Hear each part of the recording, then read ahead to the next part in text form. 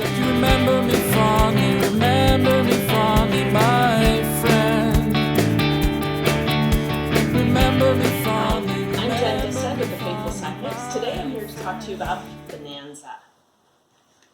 B-O-H-N-A-N-Z-A. Bohnanza. This is a very fun game. I've been playing it for years and introduced it to a great many people who've enjoyed it as well.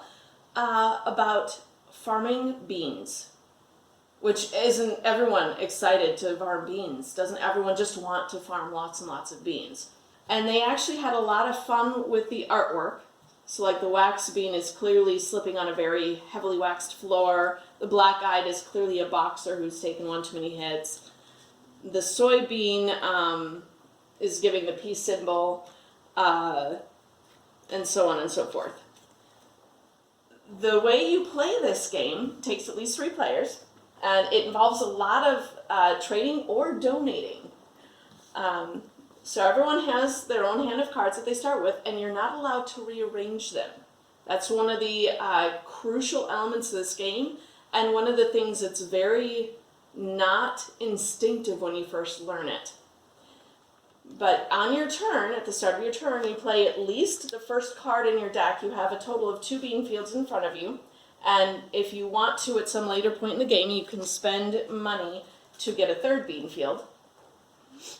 And that would just, you would get the card and it would denote, yes, I've got a 3rd bean field now.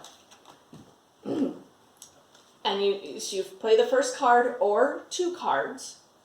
And then you flip up 2 cards from the deck, and here everyone is interested because, well, gosh, my fields are already full with coffee beans and wax beans. I can't take anything but coffee or wax right now, so unless I harvest something.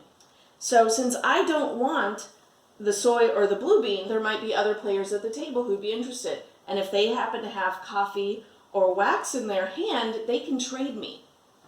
So, the next player in order has a lot of coffee beans coming up, but they also have blue beans in hand. So they could offer to trade me a couple of coffee beans for the blue bean. Anything that's traded is planted immediately.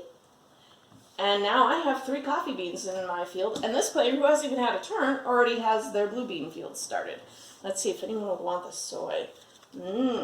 No one wants the soy, so I am going to have to harvest something in order to plant it, because I cannot let that bean go away. It has to be planted somewhere. So I guess I'm going to harvest my wax beans for nothing in order to plant soy. The interesting thing is each bean has a different frequency in the deck, and that is noted on the card, like somewhere on the artwork. And then its exchange rate, how much gold you get for harvesting it, is noted on the bottom. And that's different for each type because based on rarity. So if I had 4 wax beans in my field when I harvested, I would have gotten a gold for it. The way you get a gold is you turn one of them over, and that's now your gold stack, and the rest of them go into your discard pile.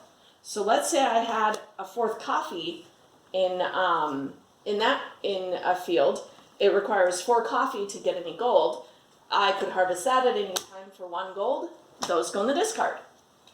At any rate, once we've done with any of the trading and wheeling, dealing, and sometimes, let's say this player didn't want to compete with me for those coffee, by having a coffee field at the same time I had one, they could have chosen to donate those coffee beans to me. I have the right to refuse, but for them it's getting it out of the way. Otherwise they're required to plant it if it's the first card in their deck, or in their hand.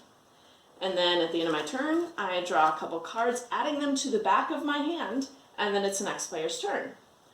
So it sounds complicated because there's the multiple steps, but it's actually a rhythm that you get into very quickly.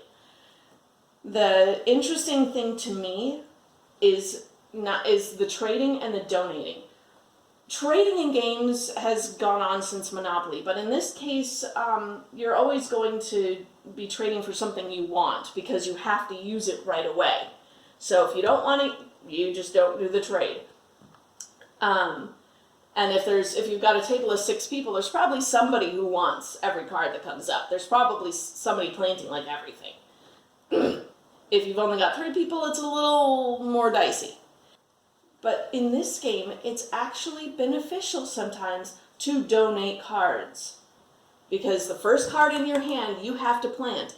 If there's already 2 people planting it and there's not very many of that bean, the chances of you getting enough to really get something for it are very small. So it makes much more sense to trade with somebody so that it winds up in the field, in an already existing field. Well, nothing came up that you want and your field's already committed.